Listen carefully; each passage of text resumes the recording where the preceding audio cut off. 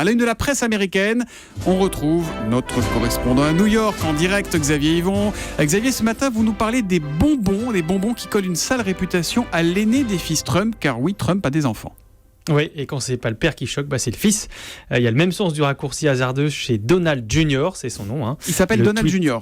Oui, il y en a un autre qui s'appelle Eric, mais le premier c'est Donald Jr. D'accord. Le tweet outrancier, c'est visiblement un atavisme. Alors de quoi s'agit-il ? Eh bien, il s'agit d'une image publiée par Junior, donc une image d'un bol de petits bonbons ronds et colorés, des Skittles. Je ne sais pas si vous connaissez. Oui, bien sûr.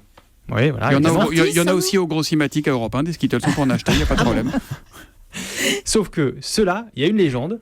Si on vous dit que dans ce bol, 3 bonbons sont mortels, est-ce que vous en prendriez une poignée ? C'est exactement ça le problème avec les réfugiés syriens. Ça, c'est ce qu'il a tweeté. Compris.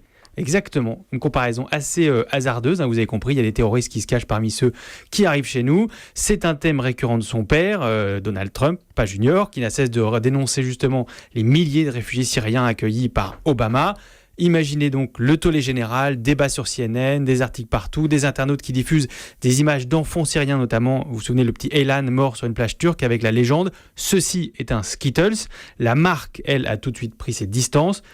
Skittles, ce sont des bonbons selon le communiqué. Les réfugiés, ce sont des personnes. Pour la petite histoire, la photo en question a été prise par un photographe qui se trouve être lui-même un réfugié, un chypriote turc qui a trouvé l'asile à Londres et qui a condamné évidemment l'utilisation de sa photo. Il faut savoir que Donald Trump Jr. a un rôle très actif dans la campagne avec sa sœur et son frère, donc Eric. Il a déjà fait la semaine dernière un commentaire assez limite utilisant les chambres à gaz. Et le Washington Post, dans son papier sur les bonbons, en tire une conclusion politique. Ça pourrait coûter des voix au père Trump qui tente depuis des semaines de lisser son image pour attirer les républicains modérés et les centristes.